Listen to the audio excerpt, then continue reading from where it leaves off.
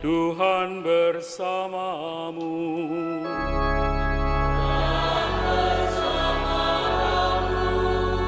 Inilah Injil suci menurut Yohanes.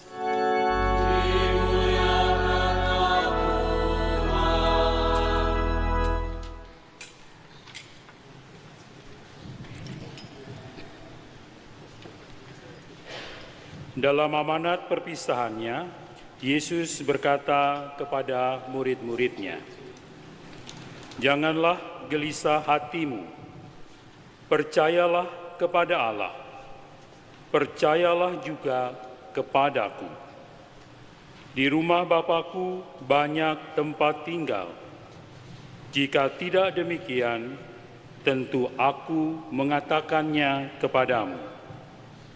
Sebab Aku pergi ke situ untuk menyediakan tempat bagimu. Aku akan datang kembali dan membawa kamu ke tempatku, supaya di tempat di mana Aku berada, kamu pun berada. Dan kemana Aku pergi, kamu tahu jalan ke sana." Kata Thomas kepadanya, "Tuhan, kami tidak tahu kemana Engkau pergi. Jadi bagaimana kami tahu jalan ke sana?" Kata Yesus kepadanya, "Akulah jalan, kebenaran, dan hidup. Tidak seorang pun dapat datang kepada Bapa kalau tidak melalui Aku." Demikianlah sabda Tuhan.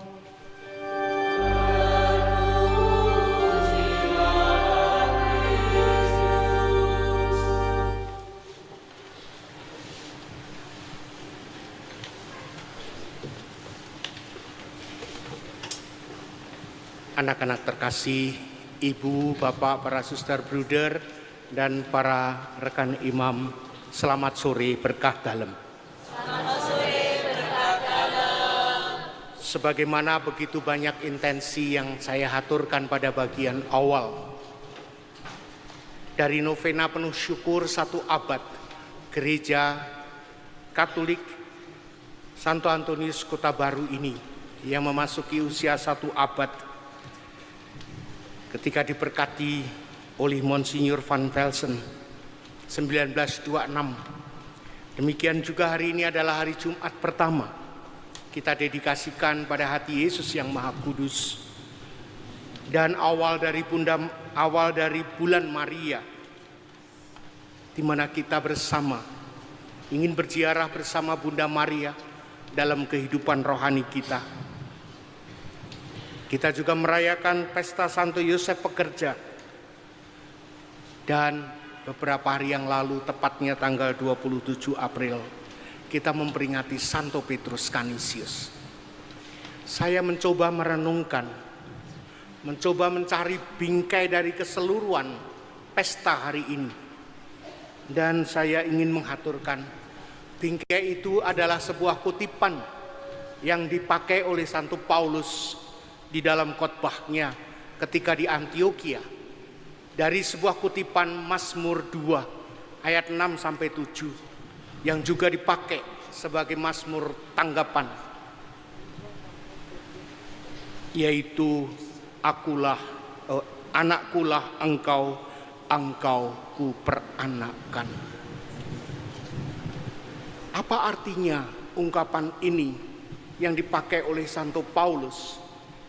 Dan rasanya bermakna bagi kita juga di zaman sekarang dengan seluruh renungan kita.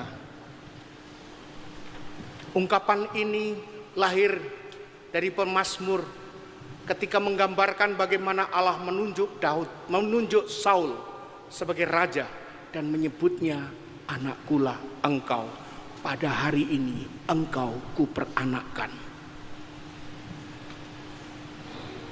Khotbah Santo Paulus tentu menjadi sebuah khotbah yang menarik bagi umat yang sedang tumbuh dan berkembang karena pengalaman Paskah.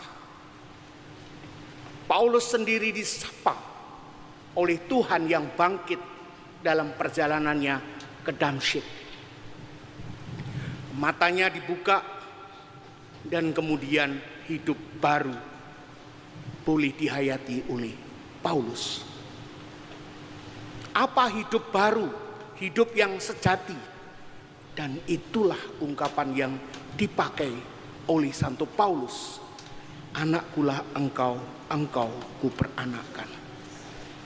Pasti ungkapan ini tidak menjadi sebuah ungkapan yang memberikan kesan bahwa diperanakkan karena hubungan biologis, tetapi karena iman.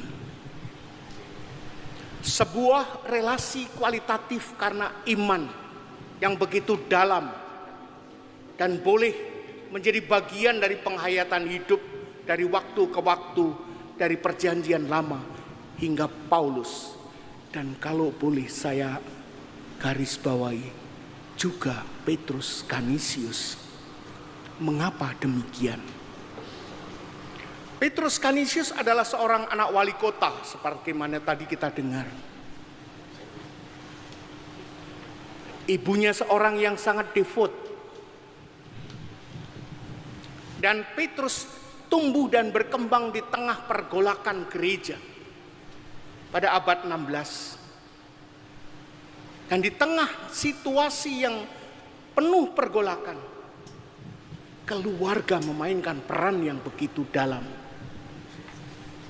Bukan hanya relasi biologis, tetapi relasi iman.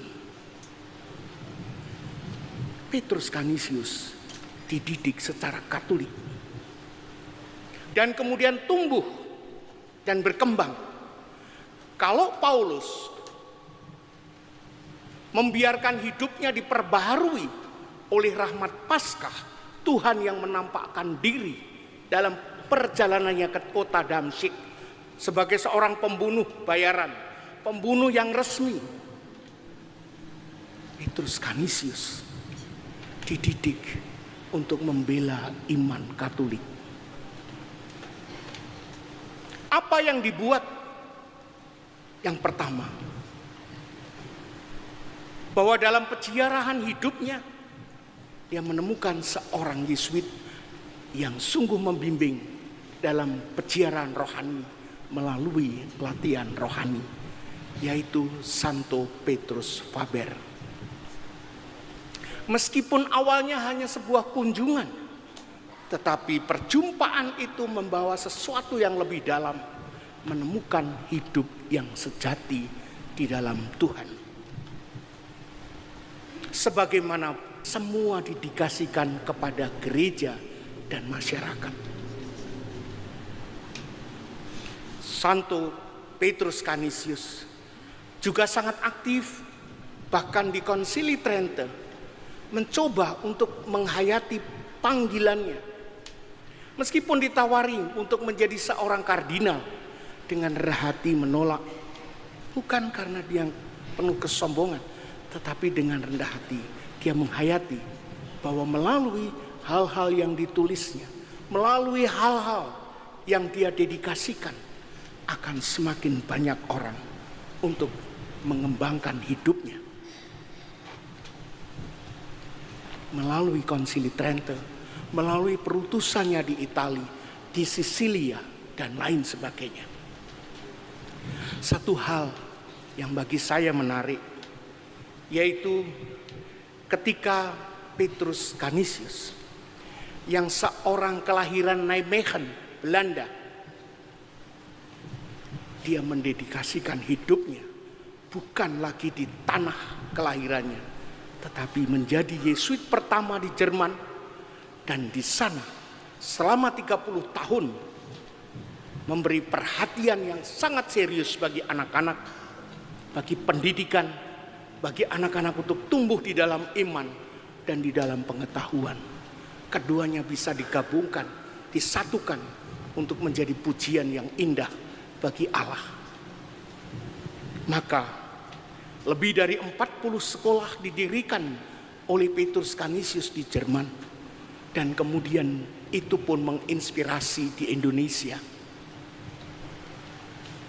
Sekarang ini Yayasan Canisius melayani lebih dari 180 sekolah yang tersebar di Keuskupan Agung Semarang ini. Dengan lebih dari 1.300 guru yang berdedikasi untuk anak-anak. Bagi saya, sungguh inspirasi Petrus Canisius menjadi sesuatu yang mendarah daging dan mengobarkan begitu banyak orang, sehingga anak-anak ini tumbuh dan berkembang, bukan hanya untuk menjadi orang cerdas, tetapi orang yang bernurani, yang kuat, orang yang mampu berakar di dalam iman, orang yang juga tumbuh bukan hanya untuk diri sendiri, tetapi menjadi manusia bagi dan bersama dengan sesama.